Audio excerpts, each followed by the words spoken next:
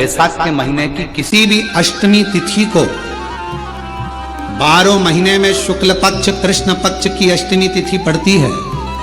यदि किसी भी अष्टमी तिथि को अगर किसी ने नियम बनाया 5 अष्टमी का, 8 अष्टमी का, 7 अष्टमी का, एक कनेर का पुष्प शिवजी के शिवलिंग को समर्पित करना, अशोक सुंदरी के स्पर्श करना, और जो जलाधारी होती है, जैसे ये शिवलिंग है, ये जलाधारी है, तो पहले शिवलिंग पर स्पर्श, फिर अशोक सुंदरी का स्पर्श, फिर जलाधारी पर कनेर का पुष्प शिव जी की ओर मुख कर कर, अर्थात जैसे मानो ये कनेर का पुष्प है, तो ऐसा शिवलिंग का स्पर्श करते हुए जलाधारी पर जो समर्पित करता है, भगवान शंकर उसके मन की कामना को पूर्ण जरूर करते हैं। एक कनेर का पुष्प। विवाह नहीं हो रहा, हम तो टेंशन में पड़ गए, लड़की 28 साल 30 साल का लड़का हो गया, विवाह नहीं हो रहा, कुछ मत करो।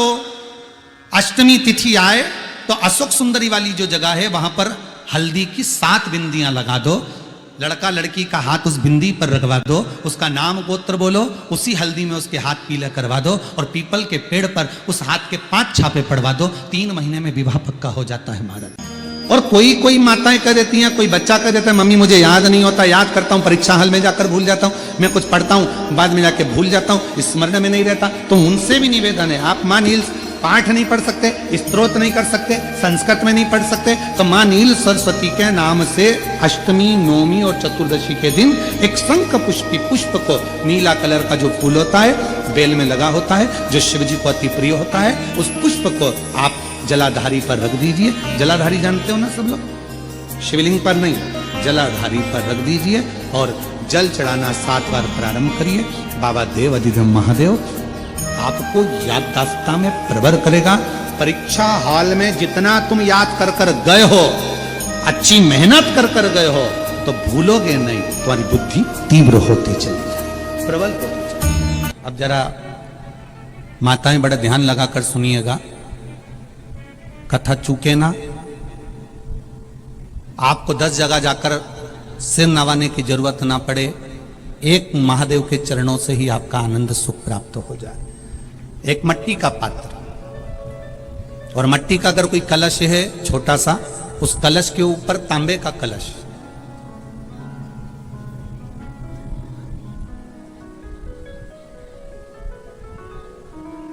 माता प्रसूति, दक्ष प्रजापति और माता वीरणी,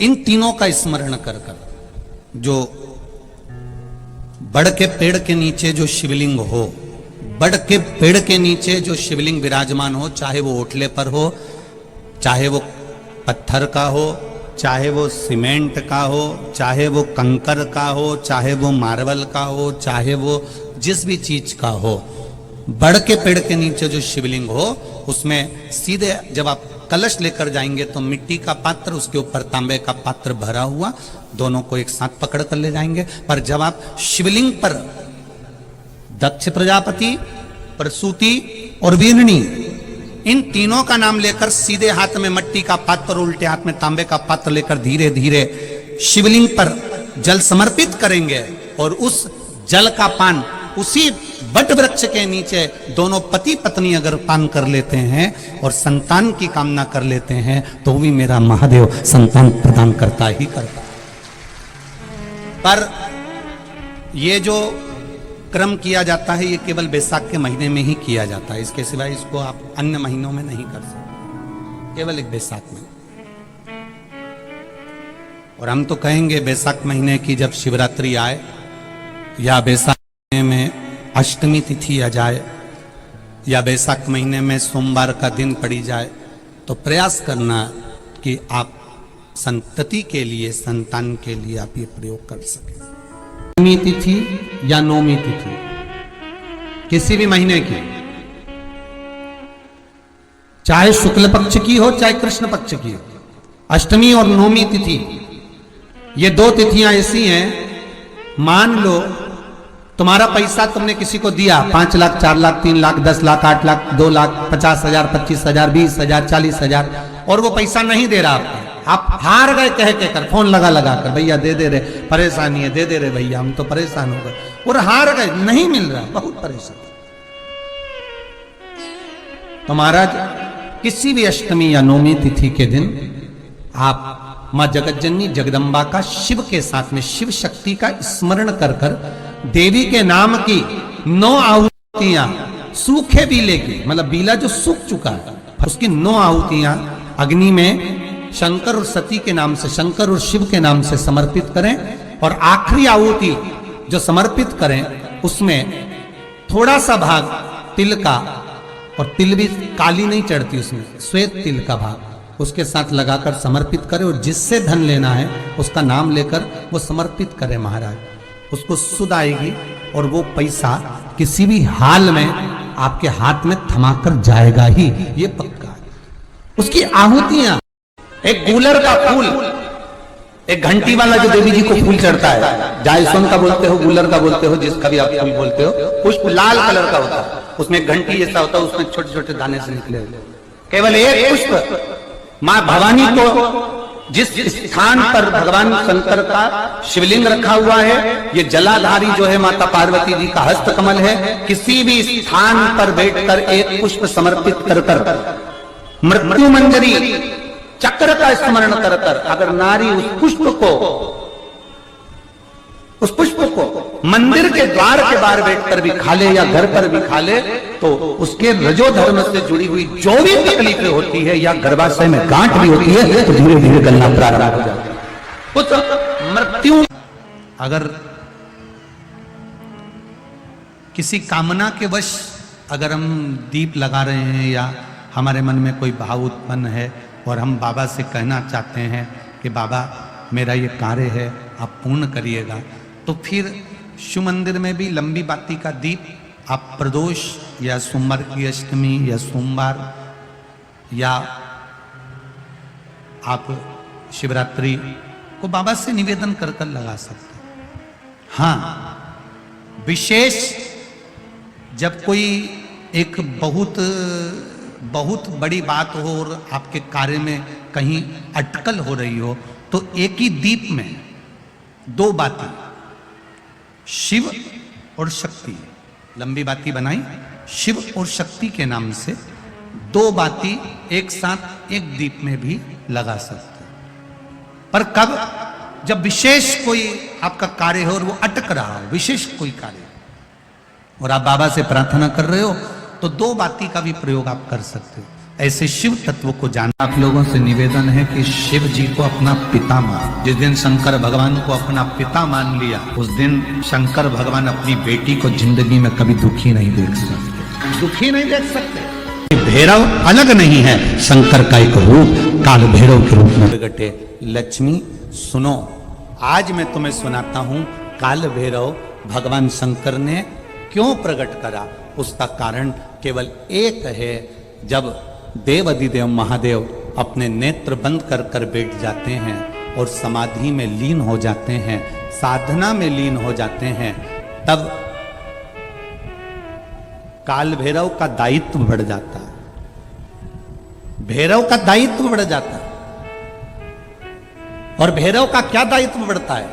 तो सुनो लक्ष्मी, भैरव का दायित्व यह बढ़ जाता है कि जो शंकर के शिवालय में पहुंचता है, जो शंकर के शिवालय में पांव रखता है, जो शंकर के शिवालय में अंदर पहुंचकर शिवालय में अपना चरण रखते रखते रखते रखते देहली से जब अंदर जाता है और शिवालय में शंकर भगवान के शिवलिंग की आराधना करता है, जल चढ़ाता है, शमी पत्र चढ़ाता है, बेल पत्र चढ़ाता है, कमल पुष्प चढ़ाता है, भगवान की श्रृंगार कर कर चंदन अबीर गंध से जो पूजन करता है भगवान की, जब वो अंदर प्रवेश करता है तो भैरव का दायित्व ये हो जाता है कि उसके दुख को भैरव उसी समय पर भक्षण कर लेता है और उसको सुख देकर भेज देता है। यह भैरव का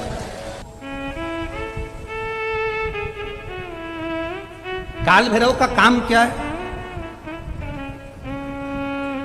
काल भैरव का कार्य क्या है? ये यहां राजस्थान की भूमि पर तो वैसे भी भैरू जी के मंदिर बहुत है। बोलो सही है कि गलत है? और पूरी दुनिया में जितनी भी, पूरी भारत की भूमि पर दुनिया के लोग कहीं पर भी लें, कहीं पर भी रहें, पर भेरू पूजने के लिए हमारे राजस्थान में आते जरूर हैं। भले वो कभी भी आए, पर राजस्थान में आकर भेरू पूज कर जाते ही हैं।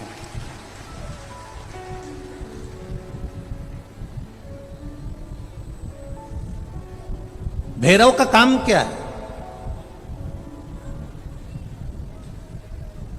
शंकर भगवान ने क्या केवल एक ब्रह्मा जी का सिर काटने के लिए काल भैरव को प्रकट करा? केवल एक कार्य के लिए ब्रह्मा जी ने, भगवान शिव जी ने काल भैरव को प्रकट करा? केवल एक काम के लिए? नहीं। मेरा भोलेनाथ एक कार्य के लिए काल भैरव को कभी प्रकट नहीं कर सकता, क्योंकि मेरे भोलेनाथ ने जब जब जो काम किया है वो संपूर्ण ब्रह्मांड के कल्याण के लिए किया है। इसलिए ब्रह्मा के सिर काटने के लिए, अकेले केवल ब्रह्मा का सिर काटने के लिए भगवान काल भैरव को प्रकट नहीं कर सकते।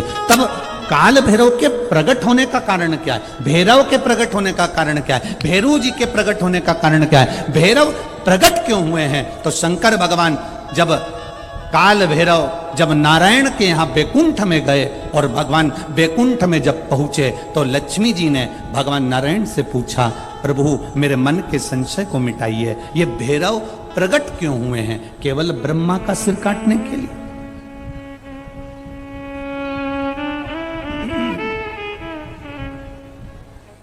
क्या ये ब्रह्मा जी का सिर काटने के लिए प्रकट हुए? आखिर भैरव प्रकट क्यों हुए? केवल एक ब्रह्मा का सिर काटने के लिए? भगवान विष्णु ने कहा नहीं, केवल ब्रह्मा का सिर काटने के लिए काल भैरव नहीं प्रकट होता। ब्रह्मा जी का सिर कट गया था, काल भैरव को भगवान शंकर ने प्रकट कर दिया था और काल भैरव ने जाकर ब्रह्मा जी को अपने हाथ की उंगली का नख तोड़कर उनका शीश काट दिया था। काल भैरव, जब काल भैरव ने शीश काट दिया, शीश कट गया, भैरव काल भैरव का आदर, सम्मान, सत्कार सभी देवताओं ने किया।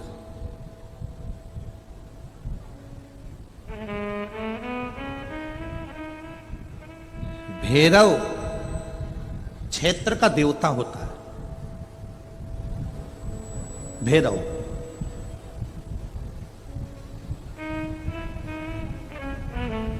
चौसठ तरह के भैरव होते हैं। कितने तरह के? 64। 64 तरह के भैरव होते हैं और 64 तरह के भैरव, जितने भैरव होते हैं उतनी भैरवी होती है, क्योंकि शिव के साथ शक्ति जरूरी है, भैरव के साथ भैरवी जरूरी है, क्योंकि भैरव शंकर भगवान का एक अंश रूप है, क्योंकि शिव ने उसको प्रकट करा। हाँ, दुनिया के लोग भले भैरव जी को बदनाम करने में लगे, ये तो शुरू से चला आ रहा है। भैरव जी को कोई बीड़ी पिला देता है, कोई सिगरेट पिला देता है, कोई कह देता है कि भैरव बाबा को तो बीड़ी दे दो, भैरव बाबा को तो सिगरेट दे दो। ये ढोंग और प्रपंच मेरे शंकर की कथा में नहीं है।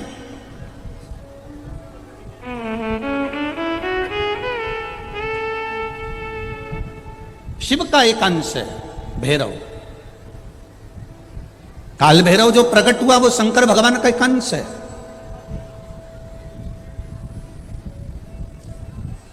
काल भैरव जो प्रकट हुए वो शिव का एक अंश रूप है। और काल भैरव जब प्रकट हुए सारे देवताओं ने उनका आदर करा, इंद्र ने उनका सम्मान करा, इंद्र उनकी सेवा में लगे, वायु देव, गरुण देव, वरुण देव, जितने भी देवता हैं सब ने उनका आदर करा। अब आदर करते करते करते करते माता लक्ष्मी जी ने भी काल भैरव को निमंत्रण दिया। जरा सुनिएगा, बहुत सुंदर कथा है पुष्कर राज की। इस कथा को अपनी जिंदगी में उतारना जरूर। काल भैरव का निमंत्रण माता लक्ष्मी जी ने दिया और माता लक्ष्मी जी ने काल भैरव को निमंत्रण दिया कि काल भैरव आप बैकुंठ में पधारो और बैकुंठ की भूमि को आप पधार कर आनंदित करिए। तो काल भैरव भगवान का नाम उच्चारण करना, ऐसा भी चर्म रोग हो, कैसी भी बीमारी शरीर की चमड़ी से जुड़ी हुई अगर हो गई है, काल भैरव भगवान का स्मरण फल देता। भैरव भगवान का नाम लेकर जल समर्पित कर कर, मां भैरवी का स्मरण कर कर जल की धार का स्मरण। शिव शंकर, यह शिवलिंग है, यह जलाधारी है। जब जल चढ़ाएं, दक्षिण में खड़े होंगे, जहां पानी बहता है वो उत्तर में जाता है। शिव जी का जो पानी है वो बहकर कहां जाता है? उत्तर। तो जहां से पानी बहता है उसके ठीक विपरीत में खड़े होकर बैठकर आप शिव जी को यहां जल चढ़ाएं।